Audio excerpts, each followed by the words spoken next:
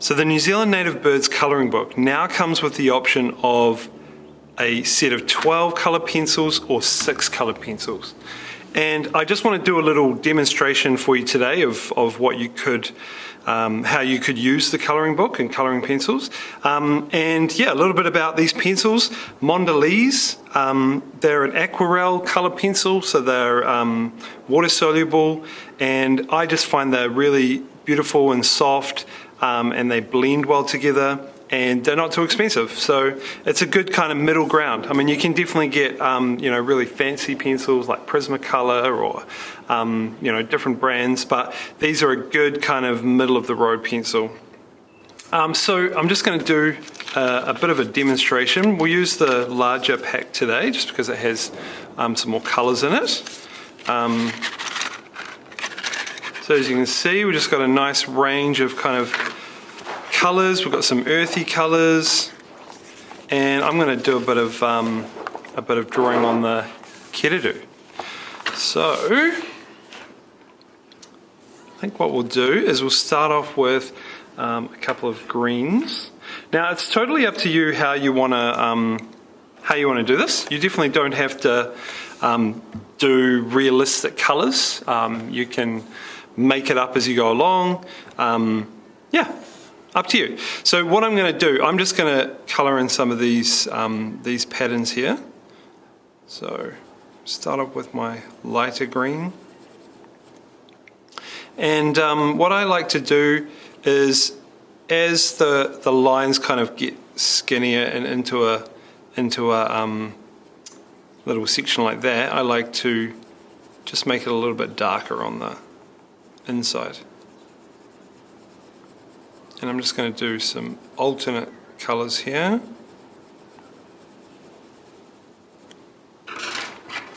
So I've got some lighter greens. And I'm just going to do a bit of a darker green. I might just zoom in a little bit for you guys to see this. There we go, looks nice.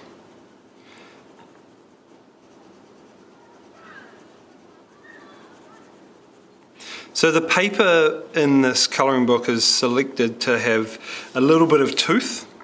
So that just means that it's not really smooth, flat paper. It's got a bit of texture to it, which is great for colour pencils. You can also just ignore the lines. I'll do a little bit of that over here, So if I blend with a little bit of the darker green, and then I add some lighter green in here.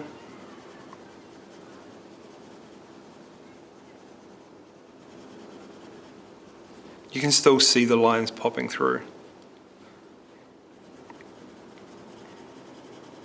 Now when using coloured pencils, if you press really hard, it's going to fill up the paper. So we don't really want to do that. We want to just start off lightly, and then we can build up colours as we go. So if I give you a little demo of that, if I just press a bit lighter there, and a good colour to use with green is yellow, because yellow is in green.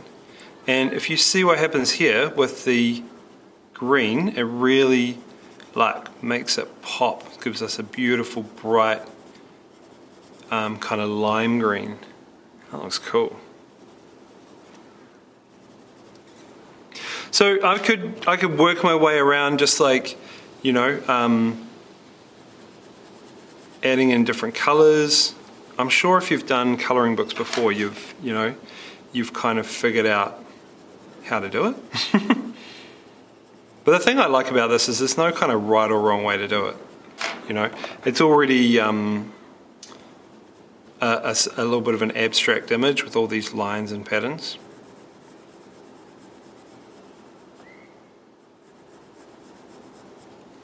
Now the other thing that we can do with green, obviously, is we can add some blue into it.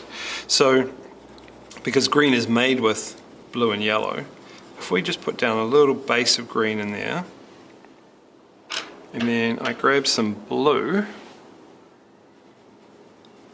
then I can start to get like a beautiful sort of teal green. Let's try going the other way as well. We put down the blue first. Then I'll build up with some darker green on top. Yeah, nice.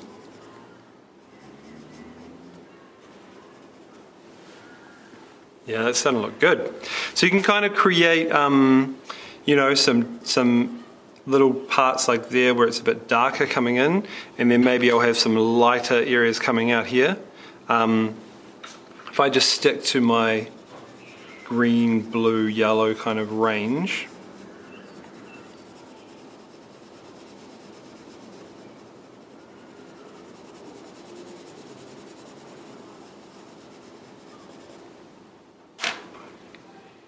use some of the yellow to make this pop out in here. So it's really up to you how you kind of break up the different areas.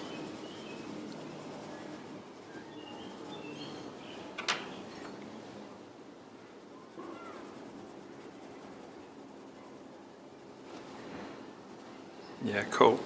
So those colors are really nice and vibrant and strong. And if you do want to get like a really intense pops of color, so you can use like, see if I press quite hard with the sharp blue, I can get a really nice kind of pop of blue. What I was doing before is more of a kind of blending thing where I'm like going over it lightly, and then I'm sort of building up the colors with a few different layers. But you don't have to do that. You can go for solid colors if you want to. Cool. I don't know about you, but I do find this quite quite chilled and quite relaxing to do.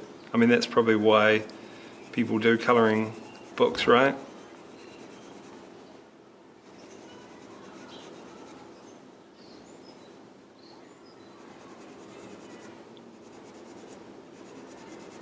Maybe I'll just sit here and do this for the rest of the day. Is that counted as work? I don't know.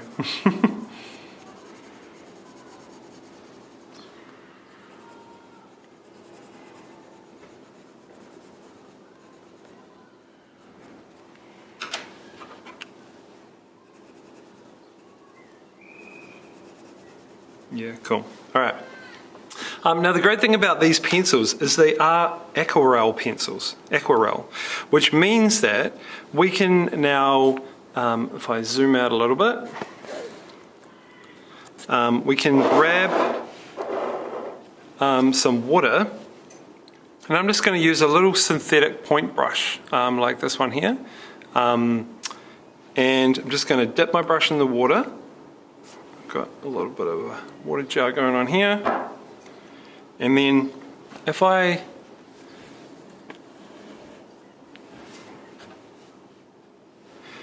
just go over there with the water on the brush,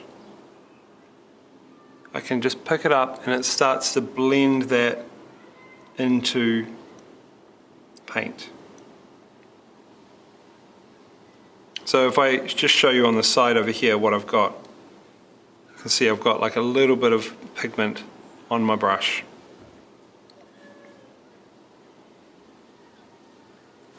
In fact, what I could do is I could just add some water into the background like this.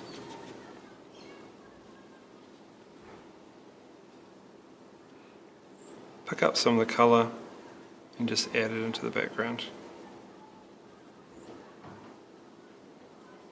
So one way to do this process is just to go dip your brush in the water and then just work your way over the pencil to really smooth it out, and also kind of makes it a bit more vibrant.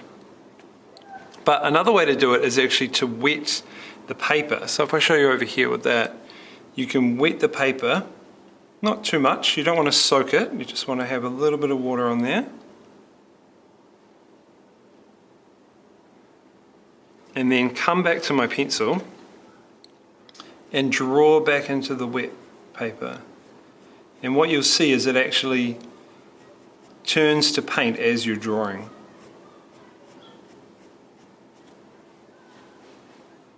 It's pretty cool. So you'll get those really nice, intense colors. You don't have to add the water if you don't want to have that effect. You can just draw with the straight pencils.